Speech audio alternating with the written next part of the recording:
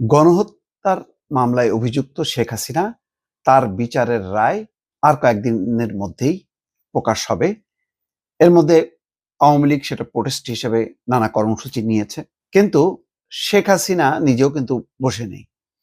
তিনি গণমাধ্যমে বলছেন যে গণ অভ্যুত্থানের প্রাণহানির ঘটনায় তিনি দোষ স্বীকার করছেন, এমন একটা শিরোনাম আনন্দবাজার পত্রিকার বরাত দিয়ে মানবজমিন করেছে যে অভ্যুত্থানে প্রাণহানির ঘটনায় দোষ স্বীকার হাসিনার।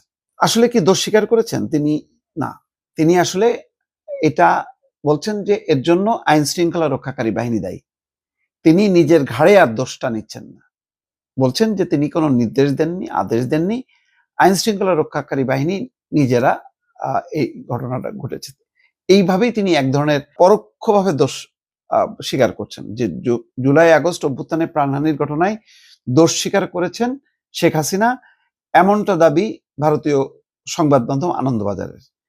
রাজনৈতিক নেতৃত্বও দায়ী। বাংলাদেশের প্রথম বাংলাদেশ ছাত্র আন্দোলন পর্বে হত্যাকাণ্ডের জন্য প্রথমবার দোষ স্বীকার করলেন হাসিনা শিরোনামে প্রতিবেদনে বলা হচ্ছে, গণবিক্ষোভের জেরে ক্ষমতা হারানোর 15 মাস পর প্রথমবার সংবাদ মাধ্যমের মুখোমুখি হয়ে দায় এড়িয়েছিলেন তিনি, কিন্তু এইবার বৈষম্য বিরোধী ছাত্র আন্দোলনের সময় বহু মানুষের প্রাণহানির ঘটনায় কার্যত দোষ স্বীকার করলেন বাংলাদেশের ক্ষমতাচ্যুত প্রধানমন্ত্রী তথা আওয়ামী লীগ সভানেত্রী শেখ হাসিনা।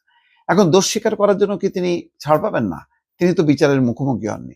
সুতরাং এই দোষ স্বীকারটা হয়তো রাজনৈতিকভাবে অনেকে বলতে পারে যে না, তিনি তো দোষ স্বীকার করছেন, এটা তো আইন শৃঙ্খলা রক্ষাকারী বাহিনী ভুল হয়েছে, এরকম তো হইতেই পারে, এই জন্য শেখ হাসিনা তো বলেননি যে তোমরা করো, বরং মানে আইন শৃঙ্খলা রক্ষাকারী বাহিনী ভুল করেছে এটা তিনি বলতে চাচ্ছেন। গত বছরের 5ই আগস্ট ঢাকা ছেড়ে দিল্লিতে চলে যান, সেই থেকে ভারতে অজ্ঞাতবাসে রয়েছেন তিনি।